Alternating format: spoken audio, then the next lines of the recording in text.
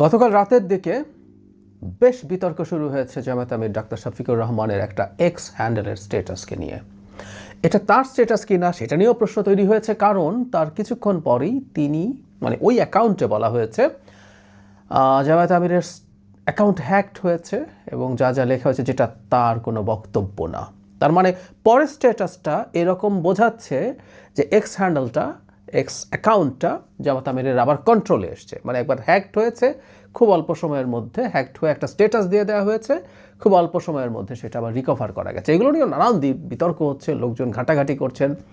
ওই account verified একটা x account hack করা কতটা সহজ, করলে কতক্ষণে ফিরে আসে, এসব আলাপ টালাপ চলছে। আগে তার স্ট্যাটাসটা নিয়ে একটু কথা বলি, যেটা নিয়ে বিতর্ক। আমি আবারও বলছি, এটা কনফিউজিং, এটা আদতে কি হয়েছিল। কিন্তু যেটা বলছি, আমাদের ইলেকশন বা এই পুরো জার্নিতে প্রতিটা ট্রেন্ডিং ঘটনা আমি একটু কথা বলে রাখতে চাই। তিনি বলছেন, বাংলা করলে এরকম দাঁড়ায় যে জামাতের নারীর অবস্থানের ব্যাপারে জামাত পরিষ্কারভাবে বলতে চায় যে এটা কোনোভাবে কনফিউজ না তারা, এবং তারা নর অ্যাপোলজেটিক, তারা এটা ক্ষমা চাইবার মতো বিষয় মনে করেন না। এটা প্রিন্সিপাল, এটা তাদের নৈতিক অবস্থান। তারা মনে করেন মেয়েদের কোনোভাবেই লিডারশিপে আসা উচিত না, জামাতে এটা ইম্পসিবল, অসম্ভব, আল্লাহ এটা পারমিট করেননি, স্পষ্টভাবে লেখা আছে। তারপরে যে কথা হলো প্রচণ্ড বিতর্ক তৈরি করেছে, তারপরে বলছে যখন মেয়েদেরকে মডার্নিটির নামে, আধুনিকতার নামে তাদের ঘর থেকে বের করা হয়, তখন তারা এক্সপোজড হয় কিসের প্রতি?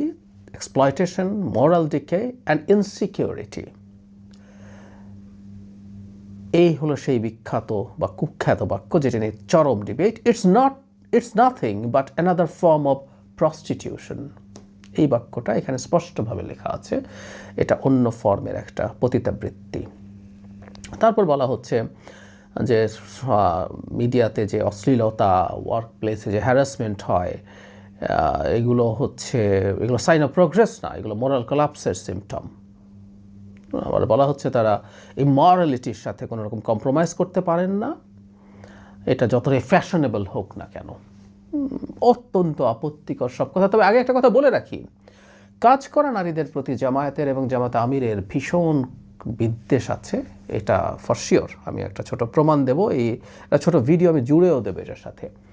এরপরেই ওই যে বললাম, ওই স্ট্যাটাসটা দেওয়া হয়েছে যে এটা হ্যাকড হয়েছিল। এখানে একটা প্রশ্ন অনেকে তুলেছেন, এটা অনলাইনে বিভিন্ন রকমভাবে চ্যাট জিপিটি সহ বিভিন্ন ক্ষেত্রে তারা সার্চ টার্চ দিয়ে দেখিয়েছেন, একটা ভেরিফাইড এক্স অ্যাকাউন্ট হ্যাক করা ইজ অলমোস্ট ইম্পসিবল। কিন্তু যেটা জরুরি কথা এখানে বলা হচ্ছে, যদি একবার হয় সেটা, হ্যাঁ এটা করা যাবে না তা না, খুবই টাফ হলেও এটা করা যেতেও পারে, কিন্তু এটা যদি একবার হয়ে যায় অ্যাকাউন্ট রিকভারি করতে কমপক্ষে 2 সপ্তাহ লাগে। তার মানে এই যে খুব দ্রুত আবার বলা গেল এটা ওনার অ্যাকাউন্ট না। ইনফ্যাক্ট এই প্রবণতা আমরা আগেও দেখেছি, এটা কখনো কখনো কেউ একটা কিছু করে ফেললো, তারপর যদি খুবই প্রবলেম্যাটিক মনে হয় তখন অ্যাকাউন্ট হ্যাক হয়েছে, এভাবে এটাকে এড়িয়ে যাওয়ার চেষ্টা হয়। একটা ব্যাকল্যাশ তো হয়েছে, তীব্র মারাত্মক ব্যাকল্যাশ হয়েছে। সো এটা হতেও পারে যে স্ট্যাটাসটা তিনি নিজেই দিয়েছেন, এভাবে বলছি না, কারণ হলো এই ধরনের মানুষের অ্যাকাউন্টে অনেকেই লেখে, কয়েকজনের কাছে সেটার অ্যাক্সেস থাকতে পারে, এই অ্যাক্সেসটা একটা টিমের কাছে থাকতে পারে, তারা লিখে থাকতে পারে, কিন্তু অ্যাকাউন্ট থেকে এটা দেয়া হয়েছে, হ্যাকড হয়েছে, এটা না হওয়ার সম্ভাবনাও আছে। কিন্তু যে কথাটা বলছিলাম, এটা তীব্র বিতর্ক তৈরি করেছে। এই বিতর্কটা আসলে চলবে, কারণ সাম্প্রতিক সময়ে জামায়াতে ইসলামী এবং বিশেষ করে আমির আল জাজিরার কাছে স্পষ্টভাবে জানিয়েছিলেন যে নারীরা জামাতের প্রধান হতে পারবে না, কারণ নারী প্রেগনেন্ট হয়, নারী ব্রেস্ট ফিড করে তার শিশুকে, সেই কারণে। আর দীর্ঘদিন থেকে তিনি ঘরে থাকা নারীদেরকে এনকারেজ করছেন। 5 ঘন্টা যখন কাজ করার কথা বলছিলেন, তখন 3 ঘন্টার কম্পেনসেশন সরকার দেবে, আর যারা ঘরে থাকবেন তাদেরকে তারা বিশেষ সম্মান দেবেন। এবং যে ভিডিওটার কথা বলছিলাম আমি জুড়ে দিচ্ছি, আপনারা শুনুন, যেখানে তিনি কামলা বলছেন নারীদেরকে, যারা বাইরে কাজ করেন। কামলা বিয়ে করতে নিষেধ করছেন রীতিমতো, রানী করে রাখা, ঘরে বসে থাকা নারী লাগবে। সো নারী যারা কাজ করেন তাদের প্রতি ক্ষোভ, বিদ্বেষ, অপছন্দ, এগুলো জামাত আমিরের আছে।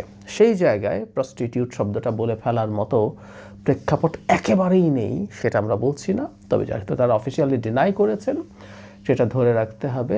কিন্তু আমি এই ভিডিওটা আপনাদেরকে শুনে রাখতে বলবো, তাহলেই নারীর প্রসঙ্গে তার অবস্থান খুব ক্লিয়ারলি বোঝা যাবে।